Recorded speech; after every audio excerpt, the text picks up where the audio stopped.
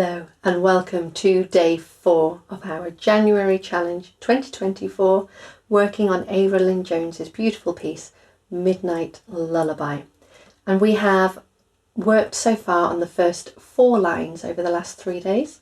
Today is a rest day, a day to breathe through it, to catch up, to enjoy just playing what you've learnt so far without having to put anything new in.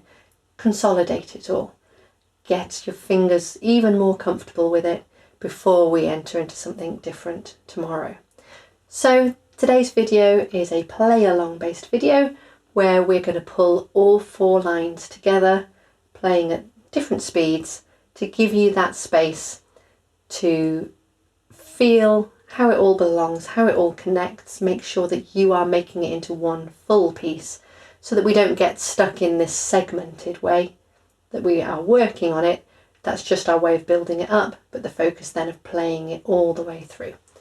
We will continue with our nice and steady version and then some faster versions after that. Okay, take your time, keep breathing. If you drop off, start again at the next line, for example. Just keep breathing. Okay, it's gentle and we're mezzo piano and we stay that volume for the first 4 lines. So for everything we're playing today, really nice and gentle. Mezzo piano, however, doesn't mean, how should I say, it doesn't mean be weak with your playing. You know, mean the notes, but mean them in a gentle, beautiful, soft way. Okay, here we are. Let those shoulders drop down. Maybe take a nice breath in. Blow it all out, and then we're ready. 1 and 2 and 3 and.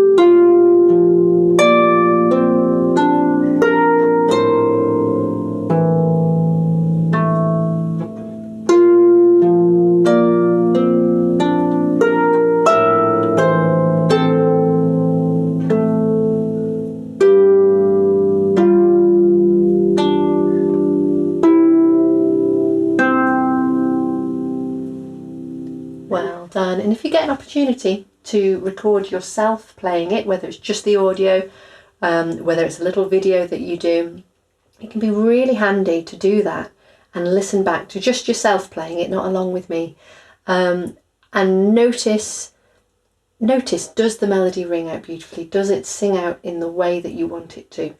I noticed then as I played that sometimes my thumbs were beautiful and the bend had really worked, and sometimes it was a little bit weak sounding, and sometimes that was on an important note as well.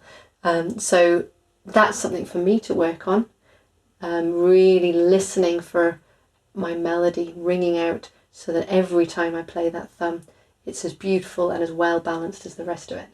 Okay, I'm going to do it a little bit faster for you now. Da dee da dee dum. That speed. Okay. Hands on, give them a shake out first if you need to, and then we're on this lovely F and E at the top with a nice high thumb, stretched out left hand but other fingers are dangling down, not actively engaged in a tense way. Ready, here's our count. Ready, and 1, 2 and 3 and.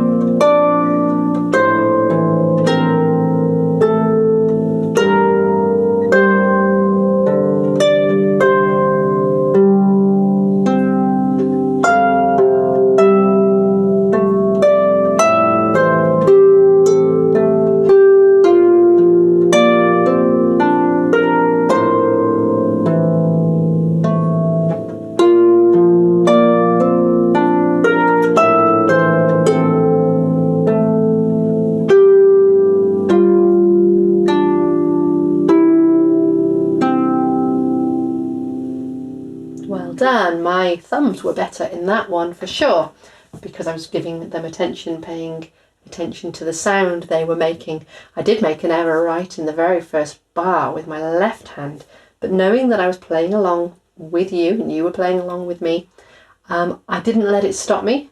I didn't try and correct it. I just carried on with the next beat in the right place with whatever happened next, which is of course the ensemble skill playing, or the ensemble playing skill that it's really great to develop, which is the art of carrying on no matter what. If I had tried to catch up, or if I'd gone, oh, I went wrong, I'd have disrupted all of our flow. If I had tried to catch up, the note I then played would have been in the wrong place because it wasn't where it was meant to happen, which would have thrown you off, because what's she doing playing a note there? There isn't one there.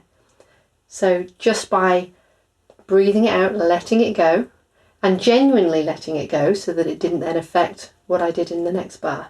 That's another hard part, because if my brain is going, you went wrong there, do you know you went wrong there? Why did you go wrong there? You always go wrong there. If I let that inner dialogue take over, I'm going to trip up elsewhere because I'm no longer giving the attention to the next bit. So just letting it go, next bar, next note, this is where I am now, this is what I'm playing now. It is an ensemble skill. It is not necessarily automatic or natural. It's so automatic to want to go, oh, I'm so sorry, I went wrong there, apologise for it. Whereas actually the best thing I could do, which I did do, was to let it go and for us to carry on. And for those of you that were playing along with me at that moment, you may not even have noticed that I went wrong. You might have noticed it. You might have thought you went wrong because I acted so confident. The thing is that by the time we were into our second or third bar, it was gone. It won't have carried on affecting you.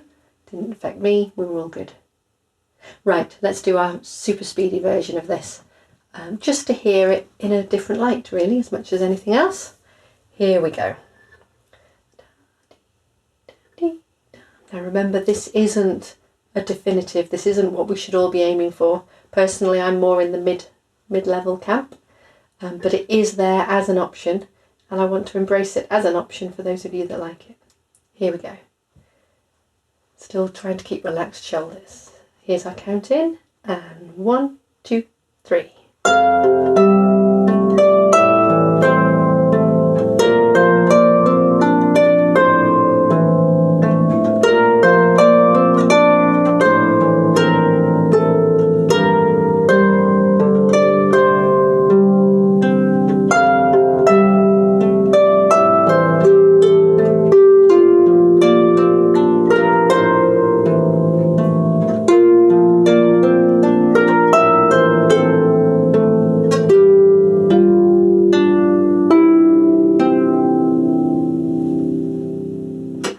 Enjoy your rest day.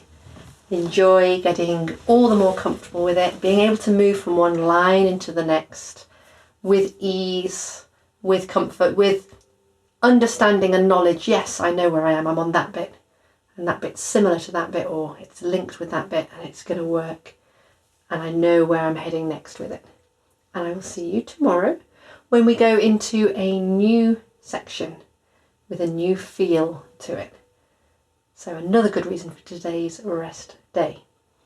Well done, you're doing great.